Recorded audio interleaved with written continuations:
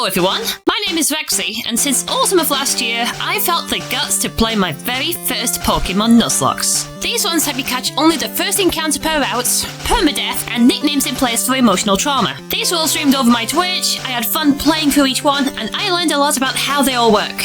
After completing Sapphire, I felt like I wanted to do more without the pressure of a Twitch schedule. Then it hit me. A Nuzlocke run through every mainline game in release order.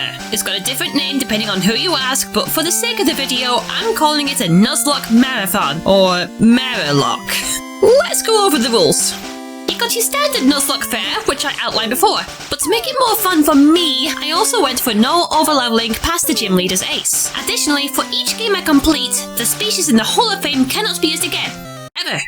So if a champ I chew in red or blue, for example, my starter for yellow would be my Route 1 encounter, and I may end up wiping to a higher level Wild Pidgey before the first gym. Split evolutions like Eevee's evolved forms are fair game. There are 76 final evolutions in Gen 1, not including legendaries. And considering that I'll run through Kanto 5 times, choosing my roster for each Elite Four run will get considerably harder. Additionally, I play with the soft dupes clause. If I have its Pokédex entry, I don't catch it. But that does mean catching more than one of an evolutionary line, which I try to mitigate in future legs.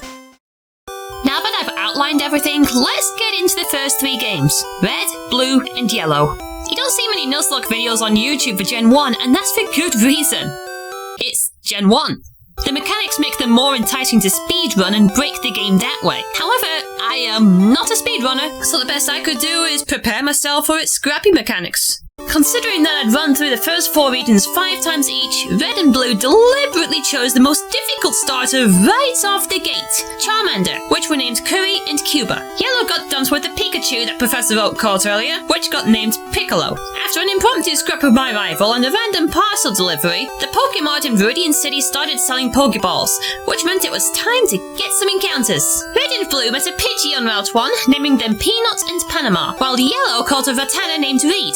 Red and Blue's little rodent friends Ramen and Russia were met on Route 22, and the latter took a disgusting 7 Pokeballs to catch.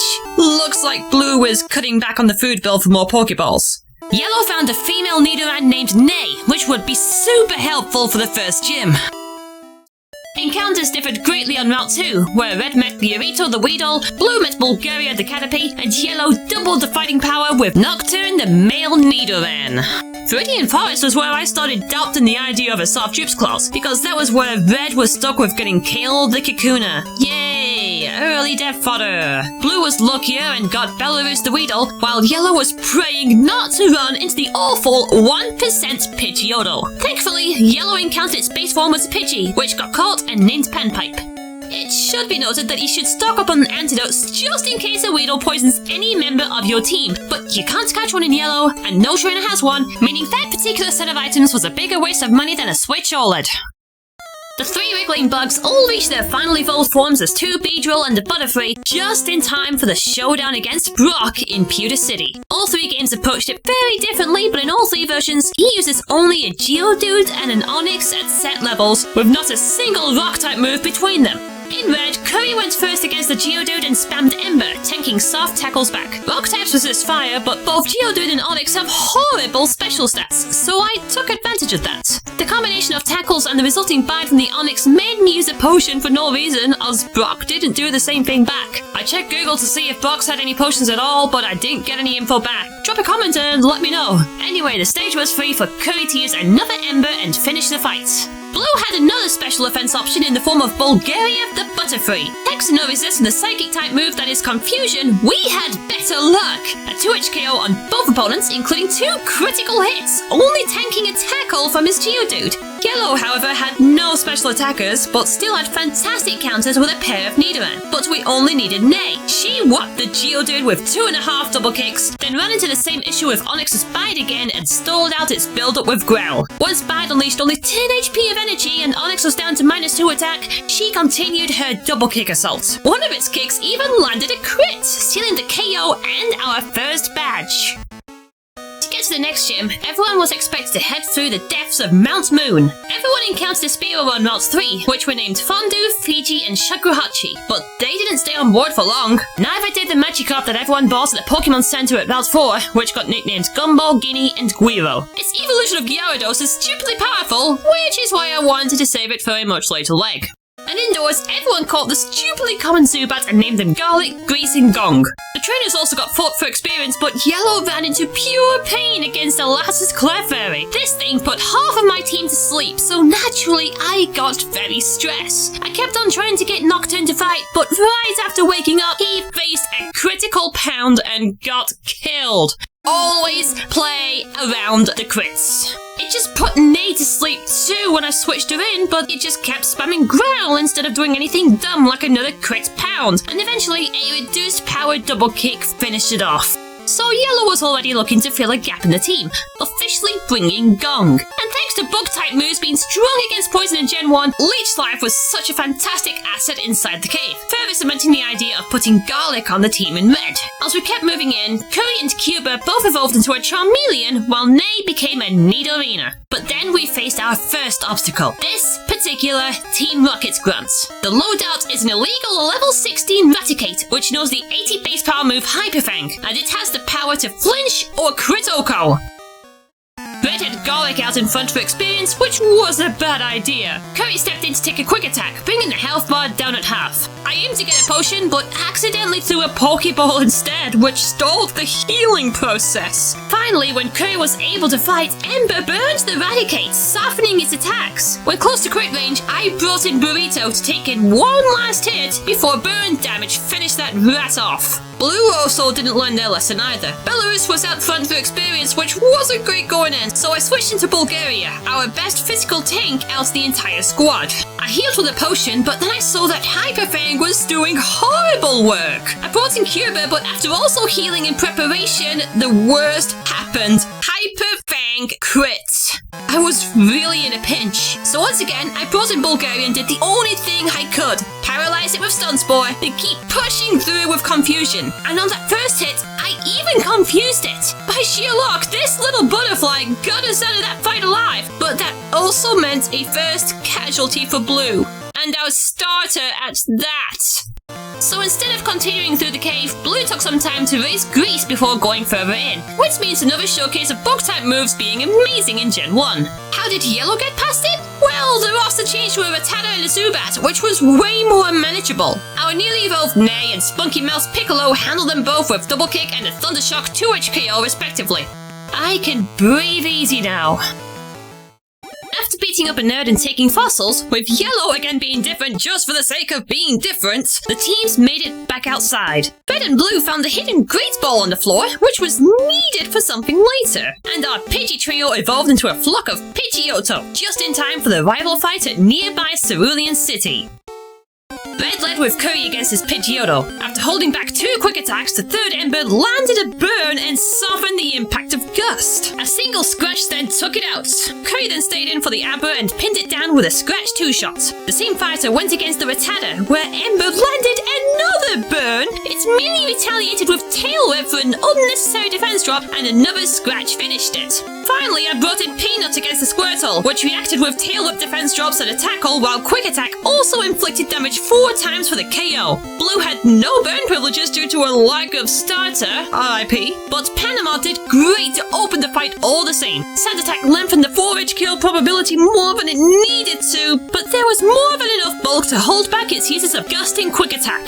Grease swept in on the helpless Abra with a Leash Life 2H KO. Panama ran a 2-shot Quick Attack on the Rattata and held back a tackle back. Finally for the Squirtle, I brought in Russia, who held back a tackle while also going in with 2 Hyper Fangs for the knockouts. For Yellow, Piccolo opened with a 2H KO Thundershock on the Spearow and dodged a Fury attack. Panpipe went against a Sandshrew, which quickly brought in 2 Sand Attack accuracy drops. Thanks to this, the Quick Attack 3-shot took longer than needed to, and several Scratch attacks got tanked. Nay only needed half a Double Kick to beat down the Rattata, as well as 3 boosts to the head on the Eevee while holding back a mere tackle.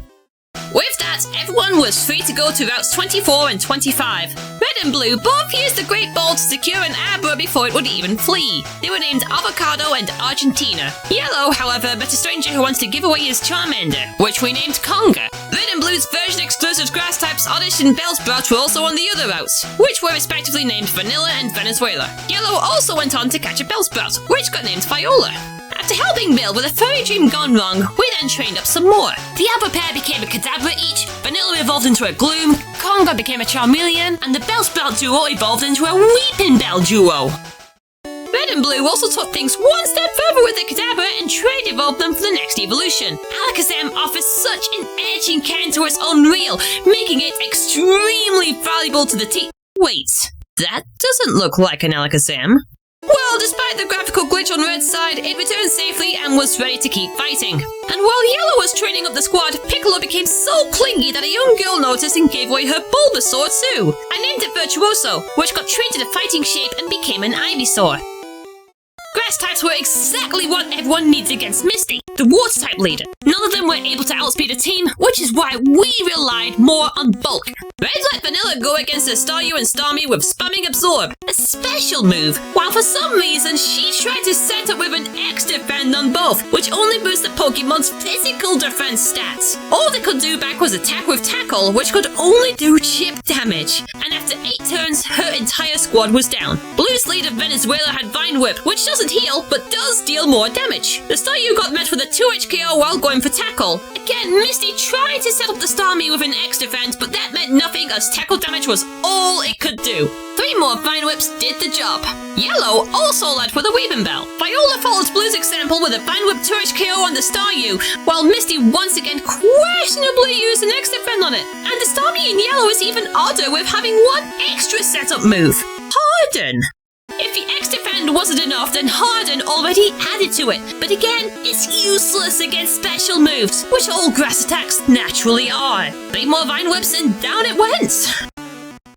We explored more areas on the way to Vermilion City, where Lieutenant Surge and his electric types were waiting. Route 5 was where Red met Pepperoni the Mankey, Blue found Paraguay the Meowth, and Yellow took on Whistle the Jigglypuff. Yellow's team started to look increasingly diverse, and believe it or not, Whistle would be more useful in the long run than a Pikachu that would refuse to evolve. And so, Piccolo got dumped in the box for early retirement. Bye! Red and Blue also met a Diglett in Diglett's cave, naming them Duck in Denmark. They also tried for a Drowsy on Route 11, but both left the route with Asparagus the Ekans and Sweden the Sandshrew. No extra psychic type for either of them. But Yellow managed to run into one. Yep, at this point, all that Yellow could get was either that or the ridiculous 1% Raticate. It got caught and named Harp, the most beautiful sleepy time musical instrument. Fight me. It replaced Virtuoso for even more diverse coverage. Diglett would be a valuable asset for the next gym, so Blue opted to switch train both Denmark and Sweden on Route 11's trainers before going any further. There was a close call with the Growlithe, thanks to a bite crit that brought Denmark down to 1 HP. Yikes! But the teams were ready to fight, mostly. Red ended up switch training both Duck and Pepperoni while going through the SSN, but the other 2 games were a non-issue.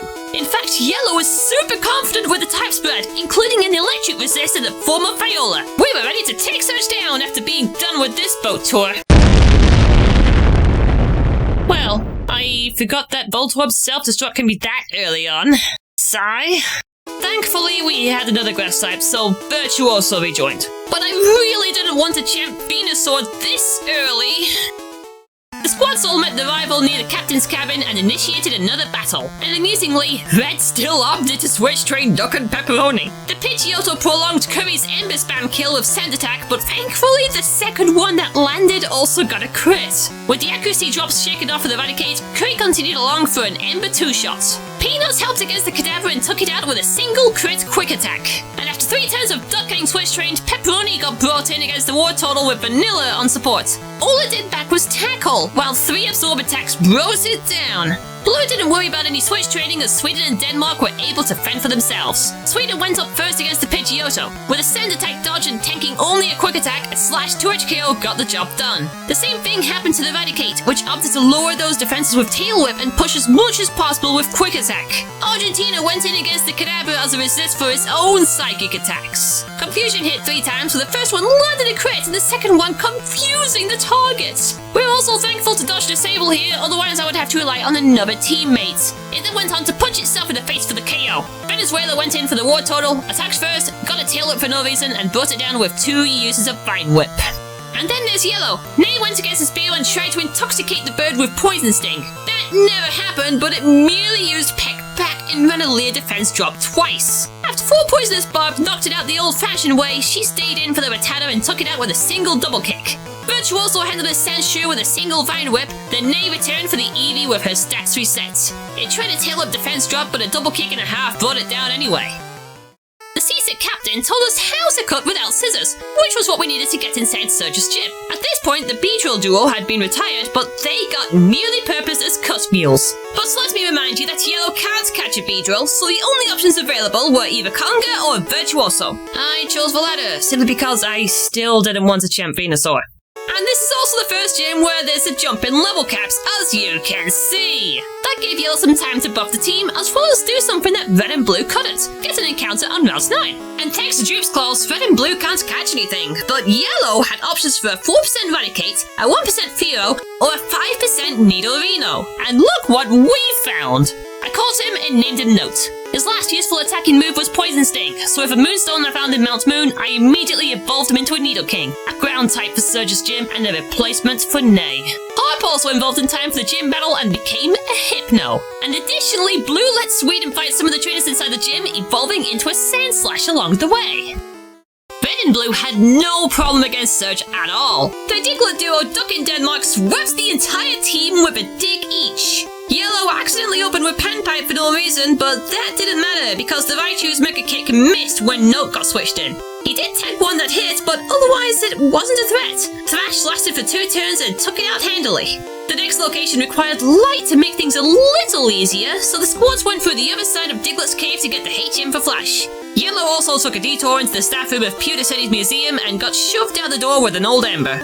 On the way through the cave and back, Blue then ran smack into an over-leveled Dugtrio. Twice. The first go wasn't an issue as Venezuela's Vine Whip was strong enough to fight and any use of Dig got checked from Panama. But for the second one, Venezuela was out of Vine Whip PP and we had to rely on Panama to fight it alone. And we were thankful that it didn't use Scratch at all.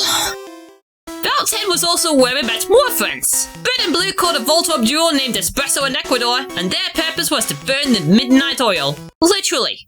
They got taught Flash and went along through the depths of Rock Tunnel. Meanwhile, Yellow called Marimba the Magnemite for the exact same purpose.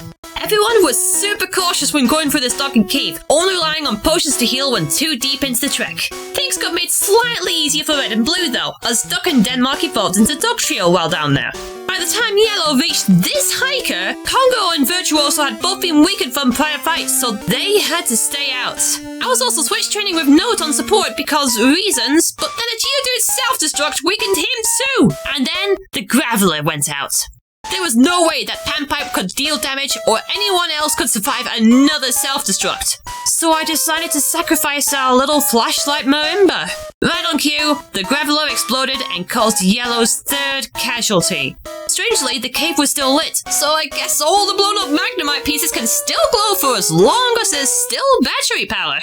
At the other side of the cave was Lavender Town, where Yellow buried Marimba, Red and Blue merely boxed their Voltorb, and the rosters returned to normal. On the way to Celadon City, Pepperoni became a Primeape and Paraguay became a Persian, so that's even more edges onto Red and Blue. Route 7 was also where Red caught Apricot the Growlithe, and Blue tried for a Vulpix, but Sweden landed a critical hit Scratch. Thankfully, we nailed the second chance on Route 8 and named it Norway. But once again, the upcoming Grass-type gym had very different level caps. That gave Yellow a window of opportunity to train further in the dank depths of the shady Team Rocket hideouts, and after busting some minor criminals, Virtuoso evolved into a Venusaur. It was then time to uproot Erica's plans. Our Beedrill pair replaced the Dugtrio pair before the fight just to navigate with Cut, but we didn't need them for the battle itself.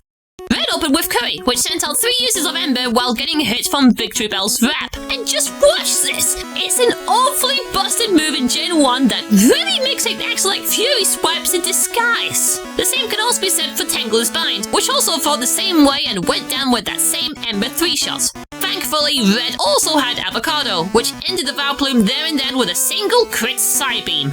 Blue opened with no way against Victory Bell, but it immediately landed a Poison Powder. And to make matters worse, Rap trapped it for 3 turns. Lucky for us, Nori was able to switch out in favor of Panama, who held back a softer Rap and finished it with a Quick Attack.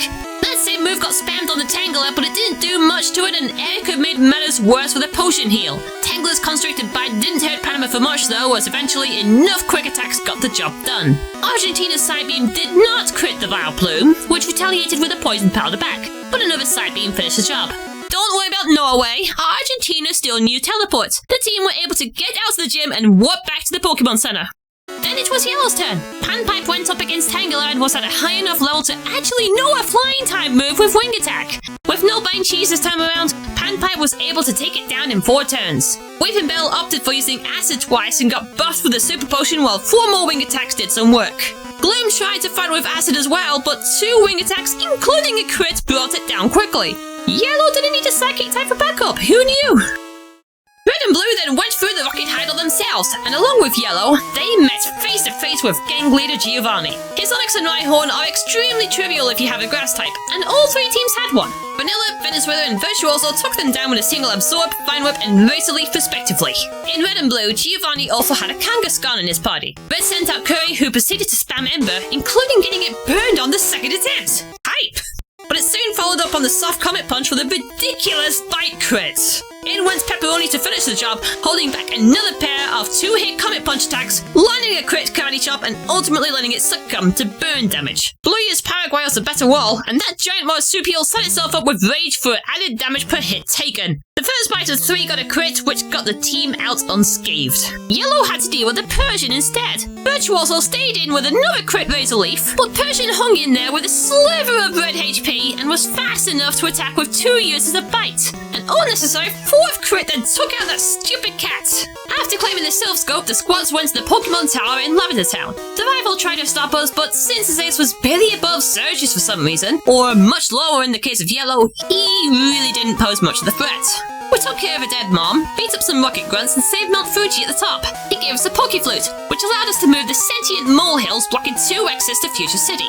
Red went on to catch one of these on Route 12, a Snorlax which got named Sirloin. The 3 teams scrambled their way to Fuchsia City and immediately went into Safari Zone for the Surf HM, Diona's False Teeth to get strength, and most importantly, a possible encounter. Red wasn't pleased with Pretzel the Paris, and Blue had a decent backer with Nigeria the Nidorino. But Yellow found the Chansey, threw a ball, then saw it flee. I didn't know where I would potentially champ Battle Blissey, but I wasn't banking on it being Gen 1 anyway. The map was still open enough for both squads to add to their reserves. On Route 16, Red was able to find a dojo named Donut. Then on Route 15, Vinegar the Venonat joined the ranks. Also on Route 15, Blue encountered Djibouti the Ditto, but instead of putting it in the box, Blue quickly brought it to the daycare on Route 5. You can probably see where this is going. Yellow also met Rondo the Ponytail on Route 17 and Foog the Farfetch'd on Route 12, latter also getting dropped off at the daycare. And Blue and Yellow also picked up an Eevee at the top of the Celadon condominiums, which were named France and Jazz. Blue replaced Norway with France, brought it up to level 30 just to get the best out of its normal type stab, then used a Firestone to evolve it into a Flareon. After learning Ember at the next level, it was ready to fight and replace Norway's spot. Ninetales is nice, but it'll be better off getting used in a later game. Yellow decided to make Rondo and Jazz permanent members of the team, meaning putting Conga and Virtuoso on the bench. There'll be a time to champ Venusaur and Charizard, but it won't be now. Similarly, after learning Bite at level 30, Yellow used a Thunderstone on Jazz to evolve into a Jolteon. There wouldn't be any electric type stab for another 20 levels or so, but at least we got access to a wide range of coverage. What was Red doing? Well, Red kept the team as it is and followed every trainer down the south of the map, including this close call, where a trainer's Voltorb went bang and brought Curry down to 4 HP. Then the group started going after the trainers on Route 18, and one of them had a level 34 Dodrio, getting up there with my entire squad. I had Pepperoni out in front for experience and I knew a Drill Peck would kill, so I brought in Old Faithful Avocado and faced the worst, a Drill Peck crit. And it only got worse. Curry tried with Ember, but Drill pecked the crit for his second consecutive time. Peanut pushed as much as possible with Wing Attack and tried to finish with Quick Attack, but then Fury Attack crit and killed Peanut. Help me! I brought in Duck to kill the evil bird with Scratch, but yeah, what a mess that was. Red needed to replace half of the team. 2 of the spots got filled quickly with sirloin and donuts. I then thought Apricot would be a good idea, so I went gambling in the game corner and... Wait, those aren't the same prizes as they are in Fire Red. I thought for some reason I could gamble for a Flamethrower TM, but that doesn't exist in Gen 1. Here, my options are Dragon Rage, Hyper Beam, and Substitute, meaning all this gambling was a bigger time sink than your average Netflix and chill. And since Apricot couldn't learn Flamethrower naturally until well into late game, I then decided to let it go unused. With 1 more spot left to fill, the only option I could think of was a cool water type, and none can be cooler in Gen 1 than a Starmie. Droll Water Psychic, amazing special coverage, could take on the Elite Four by itself. What's not to love? There was a catch though. Until I defeat Koga and get access to Surf in the Overworld, I can only fish for one on Route 19. So I had to dupe close as many of the other encounters as possible. Shelter is also on Route 6 and at Vermilion City, which share the same Super Rod encounters. At Vermilion City, I fished up a Krabby that I named Kipper, that on Route 6 I was free to grab Chowder the Shelder. A Tentacool got hooked up at Viridian City, meaning Goldeen became the only option on Route 13. Welcome to the box, Tempura and Salad. That left a coin flip between Horsey and Staryu on Route 19. So I went fishing there, and hooked up a Horsey. Well, yikes. Alright, Sushi, get in the box already. I still felt a solid water Pokemon could be fun tiers on the team, so I roped in Kipper and did some training. Before long, Kipper and Donut evolved into Kingler and Doug Trio, and were ready to fulfill their spots on the team. Yellow also fancied having a Starmie despite already having a Psychic type. This time, fishing on Route 19 was split between Staryu, Tentacool, and its evolution Tentacruel. Tentacool got duped out at Vermilion and named Tuber. And despite Staryu having a bigger chance to get hooked, Yellow ended up with the 10% Tentacruel. Slut's Tremolo stuck in the box, and Note becoming our resident swimmer for the time being. Yeah, I wasn't planning to champ Nidoking either. The squads continued their fight against the trainers and even went through the fighting dojo. After defeating the Black Belt, the gang all took a fighting Pokemon each. Red chose a Hitmonlee named Hummus, but Blue and Yellow opted for Hitmonchan and named them Hungry and Hurdy-Gurdy. Look at that beautiful instrument! It's like a violin, guitar, and Jack-in-the-Box all in one! Parts of the trainer clear out also took us to Silphco, where Team Rocket had a flimsy stranglehold over. And by the time most of them were gone, Red had used a Leaf Stone on Vanilla after learning Petal Dance at level 38, evolving into a Vileplume. Blue did the same thing with Venezuela, becoming a Vitribell after learning Razor Leaf at the same level. The surviving Pidgeotto duo Panama and Panpipe evolved into Pidgeot at level 36. Yellow had used the Moonstone on Whistle after learning Body Slam at level 34, evolving into a Wigglytuff. And just in time for the next key fight, Rondo reached level 40 and became a Rapidash. That fight was the rival again. Seriously, why is he slacking off inside a workplace under a state of emergency? Red led with Kipper against his Pidgeot, which for some reason tried to brush away with Whirlwind and failed. Taking only 10 HP from a Quick Attack showed how much of a defensive unit this giant crab is. 2 stomps and a Surf on the bird, plus a Surf on the Growlithe cemented his spot on the team. Likewise, Donuts rammed through both the Execute and Alakazam with a Drill Peck each. Vanilla couldn't use Petal Dance right away against the Blastoise thanks to a Bite Flinch, but the second attempt set it off and it went down in another 2 turns. Blue set off Panama first for an honor battle, holding back some uses of Quick Attack and pushing with 4 Wing Attack hits, including a crit. Denmark's dig was a straight one-shot on the Growlithe. Francis Ember couldn't quite do the same thing to the Execute, but Studsboard got dodged and another Ember finished it off anyway. Argentina did an honor battle against the Alakazam, but Psychic got disabled early and the opponent's Psybeam stirred up confusion. Luckily, no self-hits happened and the rival let the guard down enough for more Psybeam spam to take it out. And Venezuela ripped through the Blastoise with a crit Razor Leaf. Yellow opened with Note against the Sandslash, and obviously Surf wasn't going to OHKO in a month of Sundays. He took a crit slash, then finished it off with a horn attack. He then ran a Surf 2 shot on the Ninetales, but for some reason it tried to use Roar with no effect. Jazz went against the Coister and spammed double kick, landing 7 paws to the face despite getting confused and all the setup with withdraw. The confusion got shook off in time to finish off the Kadabra with 2 rounds of Pin Missile while it tried to recover with no avail. Note did end up stupidly close to death against his own Jolteon, which used Pin Missile twice and landed a total of 7 hits combined, all while plowing through with Thrash. That was way too scary. Before moving along, everyone met a worker in the building who gave away a free Lapras for our supposed heroism. We named them Lemonade, Louse, and Loot, but only Blue had a plan for it. At the top of the building was Giovanni again. Red opened with Kipper, and he remained a beast, taking out the Nidorino with a critical hit stomp and flinched the Kangaskhan on the way to a 3-stomp kill. Vanilla's Petal Dance was a one-shot on the Rhyhorn, and yet it couldn't quite finish off the Nidoqueen with Poison Sting doing chip damage back. That gave room for Donut to swap in, see Giovanni use a guard spec for no reason, and finish it with a Drill Peck. Blue accidentally led with Venezuela, but Giovanni only used a guard spec anyway as Denmark got brought into place for the Nidorino. A dig one-shot was all it needed. Paraguay had a fantastic scrap with the Kangaskhan, flinching with 1 bite, dodging a Comet Punch after the 2nd hit, and taking it out with a 3rd. Venezuela unfortunately missed the first Razor Leaf against the Rhyhorn, holding back a Horn attack, but the second one landed and knocked it out with an over-the-top crit.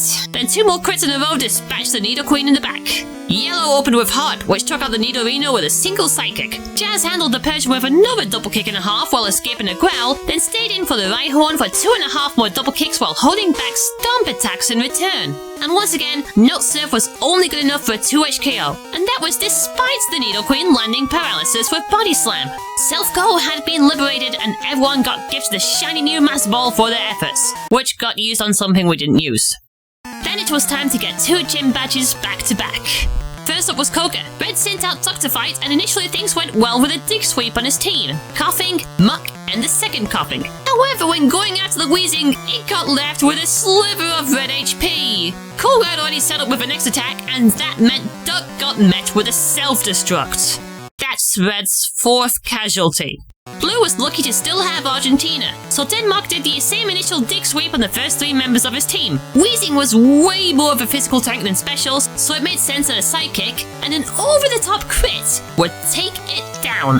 His incarnation with Yellow swapped out his pure poison types for members of the Venonat line.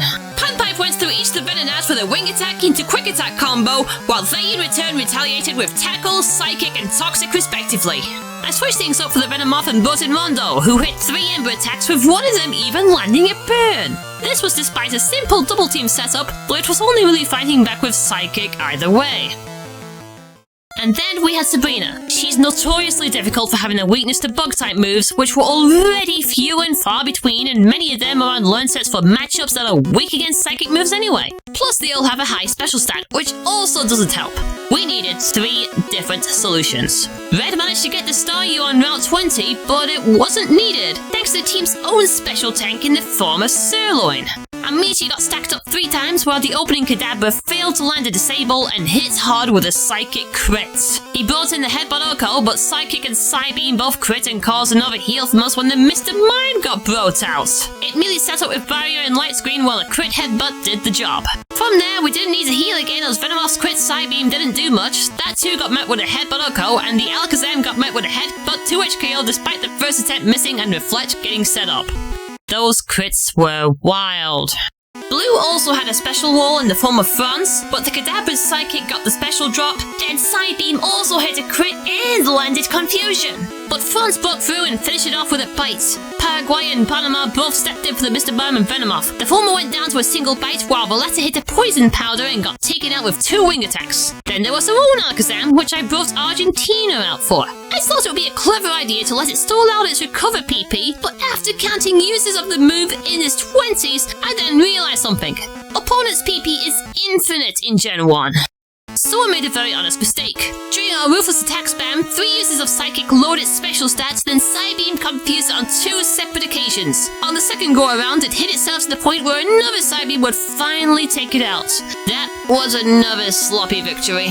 Yellow had another decent special wall in the form of Harp, who opened up with a Headbutt Oko on the Abra and 2 of those hits on the Kadabra, holding back a soft Psywave. Alakazam, however, hit 2 psychic attacks in a row, including a crit that also lowered its special stats. And cherry on top, Headbutt missed despite flashing Kinesis not getting used. That is the 1 in 256 miss for you. Rondo got broken, but another crit psychic with a special drop also sparked warning signs. Jazz was able to swap in when it set up a Dex event. Pin Missile then hit a chain of 3, Psywave to barely anything, and a quick attack finished it off. Was Jolteon really the more straightforward play? Now that the squads can access Surf, it was off to the southwest corner of the map. But before going there, Red brought Vinegar onto the team as our new Psychic-type user, immediately evolving into a Venomoth. Blue taught Surf to Laos, then faced the most ridiculous look ever and went across the entirety of Route 21 without running into a trainer or a wild Pokémon. I didn't put any repels on, I swear! Yellow then took a brief detour into Route 20, still adamant to get a Staryu. It got fished up, saved the cult, and named Shamisen. The Pokemon Lab was also where Blue and Yellow stopped by to revive some fossils. Blue showed off the Dome fossil and got a Kabuto named Kenya, while Yellow turned in the old Amber for Allegro the Aerodactyl. The abandoned Pokemon Mansion was a great place to train Vinegar, thanks to the high number of poison types and reasonable levels. Seriously, Coughing doesn't learn self-destruct until level 40. So we didn't need to worry about anything else going bang. Red met Ravioli the Ponyta, so it was nice to have a fire type again, but it saw an evolution line needed more in the later legs, so it went into the box. Blue ran into a Coughing that got named Vietnam. Yeah, there aren't any real-world countries beginning with W, so I kinda had to compromise. Yellow aimed to get a Grimer, but the Growlithe we met scared us all off with a roar. And another attempt at a power plant backfired when the Voltorb we met blew up in Jazz's face, which was totally uncalled for. Thanks to the new encounters, Blue sadly decided to bench Paraguay and Venezuela in favor of Kenya and Vietnam, while Shamisen, Allegro, and Hurdy-Gurdy replaced Hot, Panpipe, and Rondo for Yellow. Blue's new duo soon evolved into Kabutops and Weezing respectively, while Shamisen also got exposed to a Water Stone and became that glorious Starmie. Paraguay, Venezuela, Hop, Panpipe, and Rondo had been valuable assets to their teams, but their evolution lines were still needed elsewhere. Hidden deep inside the mansion was a secret key, needed to fight against Blaine and his fire types. And since everyone had a water type, he also didn't pose a problem. Red sent out Kipper, which took out the Growlithe, Ponyta, and Rapidash with a Surf each. Arcanine held on and got health buffed up with a potion heal, but all that did was prolong the inevitable with 2 more Surf rolls. No damage! Blue used Kenya, which also washed over both the Growlithe and Ponyta with a Surf each. It couldn't quite take down the Rapidash, which hit back with Fire Spin, and Arcanine once again held back a single attack, but this time tried to burn with Ember. That wasn't enough, so that too fell to a very wet 2 shots. Yellow was a little silly and misclicked Swift for Shamisen against the opening Ninetales, but following chip damage from Quick Attack, that and the Rapidash went down to a Surf each. Once again, the Arcanine in the back couldn't quite fall, but Takedown Recoil did the rest anyway. Finally, everyone got access to the Viridian Gym, where Giovanni waited for us once again. His entire team of ground types in Red and Blue meant Kipper and Kenya trivialized everything with a Surf one-shot on the lot of them. His team in Yellow got changed up a bit though. Shamisen was able to run a Surf down all of his ground types, but the one normal type that is Persian needed a different approach. No's double kick wasn't enough for a one-shot, so he held back a critical slash while gearing up for a horn attack to take it out. With 8 gym badges, it was time to take the long path to Indigo Plateau, but not without another fight against the rival first. Red opened with Kipper, who led by example with a Stomp 3 shot on the Pidgeot, flinching once and seeing it use Whirlwind for no reason. An accidental misclick into Stomp on the Rhyhorn made me learn it at Horn Drill, which would have been devastating if it landed, but Surf flushed it away and did the same to the Growlithe. Dodos went through both the Execute and Alakazam with a Drill Peck each, then Vanilla held back a crit Skull Bash in the middle of the Petal Dance 2 shot on the Blastoise. Blue led Kenya against the Pidgeot for more resistance, but it set up with agility twice for no reason, and it went down to 2 crit slash attacks. A Surf each then washed over the Rhyhorn and Growlithe. Francis Ember wasn't enough for a one-shot on the Execute, but it got most of the Potion Heal, leaving it open for another hit. And after tanking a Psybeam from the Alakazam, a Bite and Quick Attack combo brought that down too. The squad didn't have a proper assist for the Blastoise anymore, so I winged it and brought in Argentina. And despite being 3 levels under, Psychic landed a critical hit and broke down that giant turtle.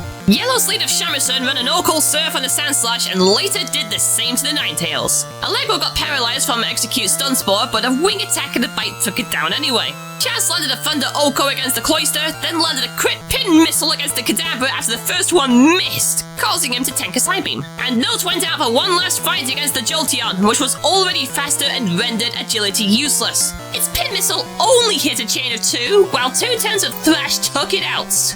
Yeah, I said it.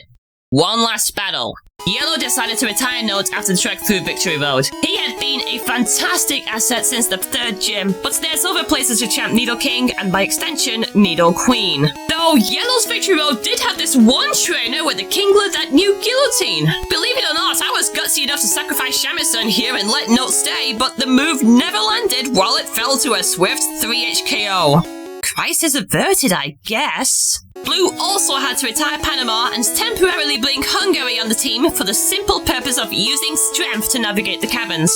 And once again, Red kept the team as it is. After Hungary did his job for Blue, Djibouti got picked up from the daycare while Fug filled the empty spot for Yellow. I couldn't see any other place to champ Ditto or Farfetch'd, but here we are. We gotta have some jokesters somewhere. But after training to get to the same level of Lance's Dragonite, that's 3 squads ready to go through the final test of the game, the Elite Four. Up first was Lorelei, claiming to wield ice types, but she had a water type oddity hidden among them. I love you, Slowbro, but you should have taken the left turn at Albuquerque. Red opened with Sirloin, who took down the sleep-loving Dugong and the Cloyster with 5 Thunderbolts combined, dodging a Supersonic along the way. Vanilla jumped in with an Orco Pedal Dance on the Slowbro, while Vinegar pushed for 3 Leech Life attacks on the Jinx despite getting paralyzed with Body Slam. Sirloin pushed for a Thunderbolt 3-shot on the Lapras, but I also opted to heal in case it went for a crit Hydro Pump. But it didn't happen, so the heal was once again for nothing. Blue's opener of Vietnam mainly attacked with Thunderbolt. Dugong once again went to sleep and let a Thunderbolt and Sludge take it down from full health. Cloyster went down to just 1 Thunderbolt because horrible special stats. And Slowbro and Lapras went down to 2 of them each, only tanking a Body Slam from the latter. France also stepped in between fighters to melt the Jinx with a single flamethrower.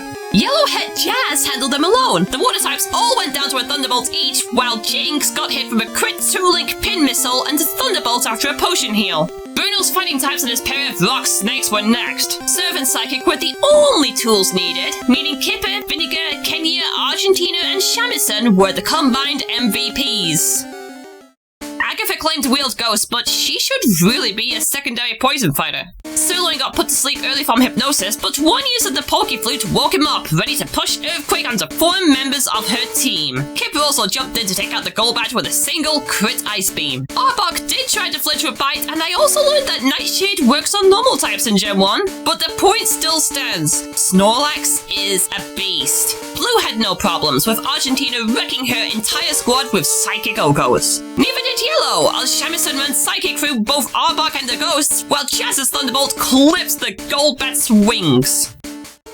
Last but not least was Lance's Dragon types, but he also mixed things up with a couple of other flying types. Red sent Sirloin to zap the Gyarados with Thunderbolt. Then the physical tank that was Kipper held back a Hyper Beam from the first Dragonair and a Slam from the second as they both went down with an Ice Beam and Stomp combo. Aerodactyl was naturally speedy and hit another soft Hyper Beam while also going down to a single Surf. I thought Dragonite would crit kill Kipper, but it instead set up with Agility and Barrier, 2 useless abilities against Ice Beam, which also somehow landed a crit! Blue led with Vietnam, which also wrecked the Gyarados with Thunderbolt and later returned to do the same thing with the Aerodactyl. Kenya's special stat was also too low to take out the Dragonair pair fully with Ice Beam. The first one retaliated with Dragon Rage and the second one set up Agility, outspeeding with another Dragon Rage the following turn. A Slash then finished them both off. The Dragonite also didn't go fully down to a Quad Ice Beam, but opted to go for Slam, which isn't wise to use against a Rock type. Another Ice Beam took that down too. Yellow, however, went without damage. Jazz took out the Gyarados and Aerodactyl with the Thunderbolt each, while all 3 other dragons went down to a single Ice Beam from Shamisen. With the Elite Four behind us, it was now time to face the champion. The one who beat us to the punch, our own rival. A handful of the squads got their levels bumped up with the rare candies I found in the overworld, so they could match his Blastoise in red and blue or his Jolteon in yellow. It opened with Sirloin, who held back a wing attack and took it out with 2 Thunderbolt attacks. Again, why was it still using Whirlwind during the league? Learning from past experiences, a drill peck from a speedy bird like Donut is a mighty weapon against the psychic monster that is Alakazam. Vanilla's Petal Dance swept through the Rhydon, Kipper's Surf took 2 attempts to baff the Arcanine with a critical hit, Vinegar once again needed the Poke Flute to stay awake while going through the Exeggutor with a Leech Life 2 shots, and Sirloin held back a Blizzard from the Blastoise while finishing off with a critical hit Thunderbolts. Blue went first against the Pidgeot with Vietnam, holding back a wing attack and mirror move Thunderbolt while dealing that same move back for a 2 shot. Alakazam opened with Recover for absolutely no reason, leaving it open to a biting quick attack combo from France. Kenya Surf washed down the Rhydon and Arcanine. France's Flamethrower was only a 2 shot on the Exeggutor and left it to hit back with the Stomp, and Vietnam pushed for Thunderbolt against the Blastoise while also tanking a Blizzard. I could have just finished with a Thunderbolt there and then, but decided to go super swag and go for Explosion. You did good, Vietnam. You did good. Finally, it was Yellow's turn to fight for the championship. Shamisen watched over the Sandslash with Surf, learned that spamming Swift on the Alakazam was a bad idea thanks to Recover, tanked a Side Beam after another Surf push, then finished it off with another Swift. It also returned later to give the Ninetales a bath with another single Surf. Allegro's wing attack was a 2 shot on the Exeggutor, which hit back with a Leech Seed and prompted it to get out of there. Jazz stuck with what works against the Cloyster, i.e. just a single Thunderbolt. And finally was Jolteon, which we needed a decent tank against this moveset, and that tank was none other than Whistle the Wigglytuff. It struck first with Thunder Wave, but Thunder and the first attempt at Pin Missile both missed, and the second Pin Missile linked only 3 hits. All this and Whistle pushed through with a Body Slam 2 shot, securing victory. And just like that, Nuzlocke were completed in the entirety of Generation 1, the first stepping stones through this marathon. 2 teams had squads that survived the entire way, and they also had some members that were just there as champ fodder at the end of the day. But the games would get more advanced to go on, and it was best to let them go now and bask in the limelight. Next up, Johto. I'll catch you in the next installment where I head for Generation 2, so subscribe to see the next video as it goes live. For now, Rexy out. Thanks for watching, and long live the hurdy-gurdy.